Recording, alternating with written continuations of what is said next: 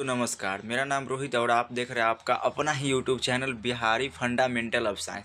तो कैसे आप सब? उम्मीद है कि आपसे एकदम बेहतरीन होंगे और आप लोग अपने एग्ज़ाम की तैयारी एकदम बेहतरीन तरीक़ा से कर रहे होंगे, क्योंकि आपके एग्ज़ाम में मात्र 75 दिन का टाइम बच गया और आप लोग को इसी में बेहतर से बेहतर तैयारी करते रहना है, रिविज़न करते रहना है, ऑब्जेक्टिव का सेट आप लोग को मारते रहना है और आप लोग को ऑब्जेक्टिव का सेट मारते रहना है, सब्जेक्टिव को आप लोग को प्रैक्टिस करते रहना है, लॉन्ग को आप लोग को सब्जेक्टिव प्रैक्टिस करते रहना है और मैथमेटिक्स को भी तो आप लोग को गर्दा उड़ा देना है।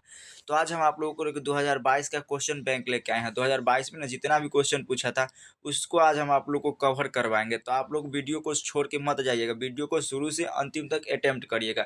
जितने भी क्वेश्चन बताएंगे आप लोग अपना तैयारी को जांचिएगा कि कितना आप लोग सही करते हैं, 70 में से आप लोग कितना सही करते हैं, आप लोग कमेंट करके बताइएगा। तो चलिए वीडियो स्टार्ट कर। आप लोग चैनल पर नए हैं तो चैनल को सब्सक्राइब कर दे और अपने दोस्त के पास शेयर कर दे।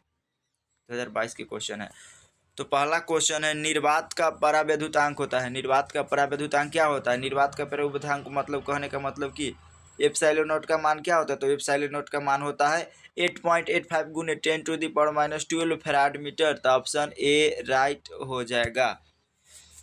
आप लोग कमेंट करके बताते चलिएगा। अब निर्वात का परावैद्युत स्थिरांक क्या होता है? तो 8.85 गुने 10⁻12 फैराड मीटर। तो ऑप्शन ए राइट हो जाएगा। अगला क्वेश्चन है, वैद्युत द्विध्रुव का एसआई मात्रक होता है।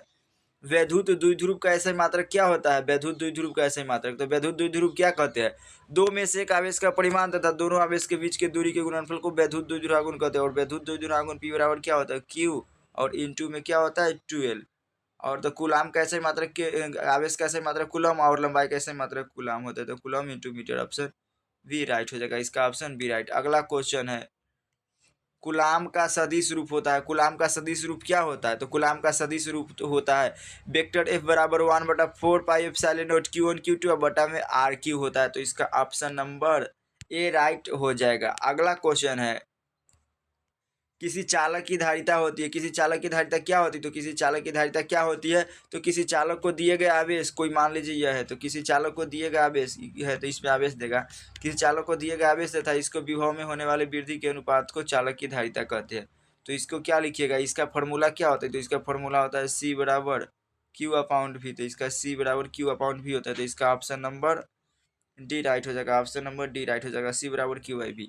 आवेशित चालक की ऊर्जा होती है। तो आवेशित चालक की ऊर्जा का फॉर्मूला क्या होता है? तो इस आवेशित चालक की ऊर्जा का फॉर्मूला होता है हाफ CV², हाफ CVE बराबर हाफ CV²। तो ऑप्शन बी राइट हो जाएगा। अगला क्वेश्चन है, यदि समान धारिता C1 के n संधारित्र समांतर क्रम में जोड़े जाए तो तुल्य धारिता होगी। यदि समान धारिता C1 के n समान संधारित्र समांतर क्रम में जोड़े जाए तो तुल्य धारिता क्या होगी? तो इसका हो जाएगा ऑप्शन नंबर C बराबर CnC1, C बराबर CN1। तो ऑप्शन ए राइट हो जाएगा। अगला क्वेश्चन है, वायु के लिए परावैद्युत होता है। वायु के लिए परावैद्युत सामर्थ्य होता है। वायु के लिए परावैद्युत सामर्थ्य क्या होता है? 3 × 10⁻6 volt meter inverse. Option A बिल्कुल राइट हो जाएगा। अगला क्वेश्चन है, किसी बिंदु पर विद्युत क्षेत्र की तीव्रता होती है। किसी बिंदु पर विद्युत क्षेत्र की तीव्रता क्या होती है? तो E बराबर होता है F/Q। E बराबर F/Q। किसी बिंदु पर विद्युत क्षेत्र की तीव्रता का फॉर्मूला होता है E बराबर F/Q। इसका ऐसे मात्रक होता है न्यूटन कूलम इनवर्स। और इसका ऐसे मात्रक क्या होता है? न्यूटन बटा कूलम इनवर्स होता है। और अगला क्वेश्चन है, आवेश का पृष्ठ घनत्व क्या होता है? आवेश का पृष्ठ घनत्व क्या होता है? तो किसी चालक के दिए गए आवेश होता है उसके क्षेत्रफल में होने वाले वृद्धि के अनुपात को आवेश का पृष्ठ घनत्व कहते हैं। और इसका फॉर्मूला क्या होता है? तो सिग्मा बराबर फॉर्मूला होता है Q/A होता है। तो इसका ऑप्शन नंबर ए राइट हो जाएगा। सिग्मा बराबर Q/A। अगला क्वेश्चन है, गोलीय संधारित्र की धारिता होती है। गोलीय संधारित्र की धारिता क्या होती है? तो गोलीय संधारित्र की धारिता क्या होती है? C बराबर 4 पाई एप्सिलॉन नॉट छोटका r इंटू बड़का r बटा में r-। अगला क्वेश्चन है, म्यू टू के बराबर होता है। म्यू टू के बराबर क्या होता है? तो म्यू1 बटा में म्यू1 बटा म्यू2 बटा में म्यू1। निर्वात की वैद्युशीलता तथा माध्यम की वैद्युशीलता के अनुपात को अपेक्षिक वैद्युशीलता कहते हैं। रेटिना पर बनने वाला प्रतिबिंब होता है। रेटिना पर बनने वाला प्रतिबिंब क्या होता है? रेटिना मतलब आंख पर बनने वाला प्रतिबिंब क्या होता है? तो वास्तविक और उल्टा होता है। आंख पर बनने वाला प्रतिबिंब वास्तविक और उल्टा होता है। आँख की न्यूनतम दूरी क्या होती है? आँख होता है ना जो न्यूनतम 2 सेंटीमीटर न्यूनतम और अधिकतम 25 सेंटीमीटर तक देख सकता है। आँख होता है ना जो आँख, अगर आप लोग मोबाइल को सटा के पूरा देखिएगा तो 2 सेंटीमीटर तक ही देख सकते हैं। आँख होता है ना जो न्यूनतम 2 सेंटीमीटर तक देख सकता है और अधिकतम 25 सेंटीमीटर तक। अगला क्वेश्चन है 13 नंबर, आप लोग कमेंट करके बताइए खगोलीय दूरबीन की आवर्धन क्षमता होता है। खगोलीय दूरबीन की आवर्धन क्षमता क्या होता है? खगोलीय दूरबीन की आवर्धन क्षमता होता है माइनस में एफ ओ और बटा में एफ ई। तो आप लोग इसको याद कर लिए। अगला क्वेश्चन है निम्नलिखित में कौन इंद्रधनुष के निर्माण का कारण होता है? निम्नलिखित में कौन इंद्रधनुष के निर्माण का कारण होता है? तो इंद्रधनुष का निर्माण वन विक्षेपण के कारण होता है। ऑप्शन सी राइट हो जाएगा। अगला क्वेश्चन है सरल सूक्ष्मदर्शी की आवेदन क्षमता होती है। सरल सूक्ष्मदर्शी की आवेदन क्षमता क्या होती है? तो एम बराबर होता है 1+df। ऑप्शन इसका वी राइट हो जाएगा। अगला क्वेश्चन है संपर्कित दो लेंसों की शक्ति होती है। संपर्कित दो लेंसों की शक्ति क्या होती है? तो संपर्कित दो लेंसों की शक्ति होती है पी बराबर P1+P2। पी बराबर क्या होता है? P1+P2। ऑप्शन ए राइट हो जाएगा। अगला क्वेश्चन है 17 नंबर क्वेश्चन, यदि यूजी और यूजी बराबर 3/2 और यूडब्ल्यू बराबर इतना तो यूजी क्या होगा? तो इसका आप लोग लिखिएगा, इसको आराम से बना लीजिएगा 1 मिनट। इसको आप लोग लिखिएगा 3/2 और बटा में लिखिएगा कितना? 4/3 लिखिएगा। उसके बाद आप लोग इसको ऐसे लिखिएगा 3/2 और गुने में क्या होगा? 4 है, 3 है जो ऊपर आ जाएगा और बटा में क्या हो जाएगा? 4। तो आप लोग 3 में से 3 में गुना करिएगा। 3 में 3 से गुना तो कितना हो जाएगा? 9। और बटा में 2 से गुना करिए तो कितना होगा? 8। तो 8/9 है इसका ऑप्शन।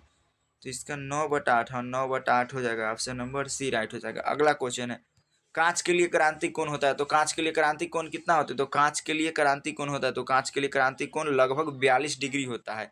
विद्युत चुंबकीय तरंगों की प्रकृति होती है। विद्युत चुंबकीय तरंगों की प्रकृति क्या होती है? विद्युत चुंबकीय तरंगों की प्रकृति अनुप्रस्थ होती है। ऑप्शन ए राइट हो जाएगा। विद्युत चुंबकीय तरंगों की प्रकृति अनुप्रस्थ होती है। ऑप्शन ए राइट हो जाएगा।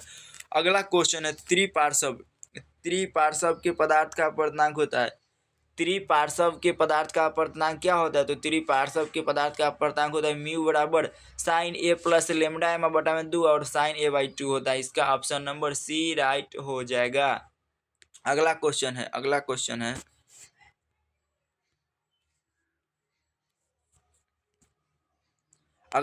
प्रकाशीय पथ के बराबर होता है। तो प्रकाशीय पथ के बराबर क्या होता है? प्रकाशीय पथ के बराबर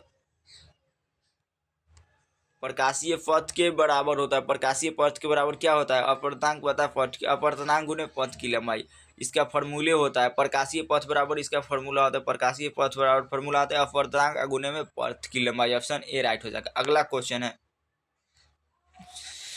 4 डायोप्टर क्षमता वाले लेंस की फोकस दूरी होती है। 4 डायोप्टर वाले लेंस की फोकस दूरी क्या होती है? तो इसका आप लोग फोकस दूरी पी बराबर पढ़े होंगे 1/f पढ़े ना, तो आप लोग इसका फोकस दूरी पूछ रहा है तो एफ बराबर फॉर्मूला हो जाएगा 1/p। तो ऊपर में आप लोग को कितना, ऊपर में कितना बोला है? 4 और नीचे में कितना हो जाएगा? नीचे में 100 होता है, तो इसे इसे कटाइएगा तो 0.25 मीटर आ जाएगा। तो इसका ऑप्शन ए राइट हो जाएगा। अगला क्वेश्चन है निम्नलिखित में कौन वर्ण विक्षेपण क्षमता के लिए सही है?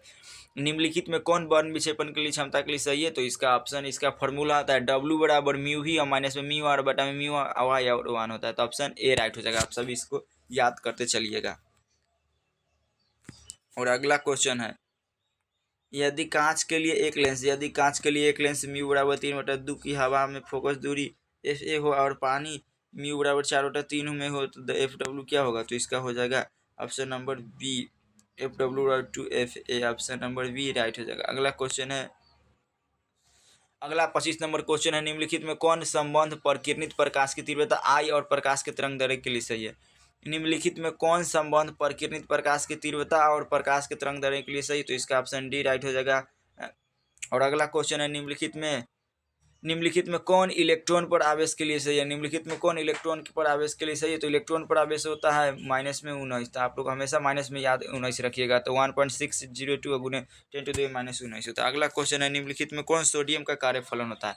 सोडियम का कार्यफलन होता है 2.75 इलेक्ट्रॉन वोल्ट, मतलब 2.75 इलेक्ट्रॉन। आप लोग इसको याद करते रहिएगा। अगला क्वेश्चन है नाभिक में न्यूट्रॉनों की संख्या होती है। नाभिक में न्यूट्रॉन की संख्या क्या होती है? तो जेड, इसका फॉर्मूला होता है a-z। Option A right B right हो जाएगा। अगला क्वेश्चन है निम्नलिखित में कौन संबंध द्रव्यमान ऊर्जा के लिए सही है? निम्नलिखित में कौन संबंध द्रव्यमान ऊर्जा के लिए सही है? तो mc² बराबर ई होता है। और अगला क्वेश्चन है दार्शनिक संख्या इतना की दुधारी होती है। तो इसको आप लोग को स्पेशल बताएंगे। और नंद गेट का संकेत होता है। नंद गेट का संकेत क्या होता है? तो ऑप्शन डी राइट हो जाएगा। अगला क्वेश्चन है अर्ध आयु काल टी हाफ एवं 6 नियतांक में संबंध होता है। तो इसका ऑप्शन नंबर आप लोग बताइए। तो इसका ऑप्शन नंबर डी हो जाएगा।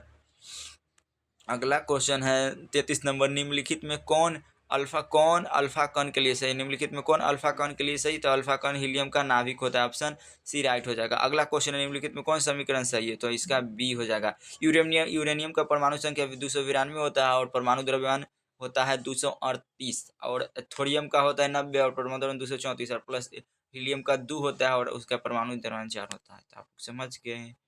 अगला क्वेश्चन है, निम्नलिखित में कौन वायु सावर्त के सदिश रूप है? निम्नलिखित में कौन वायु सावर्त नियम के सदिश समीकरण का सही रूप है? निम्नलिखित में कौन वायु सावर्त के सदिश रूप का सही समीकरण है? तो इसका ऑप्शन सी हो जाएगा। डी वेक्टर बराबर म्यू नॉट बटा में 4 पाई आई डी एल गुने आर बटा में आर थी। तो आप लोग को। और अगला क्वेश्चन है, विद्युत तीव्रता का ऐसे मात्रक है। विद्युत तीव्रता का ऐसे मात्रक क्या होता है? तो न्यूटन बटा कूलम होता है। तो आज के लिए इतना ही, मिलते हैं नेक्स्ट वीडियो में, तब तक के लिए जय।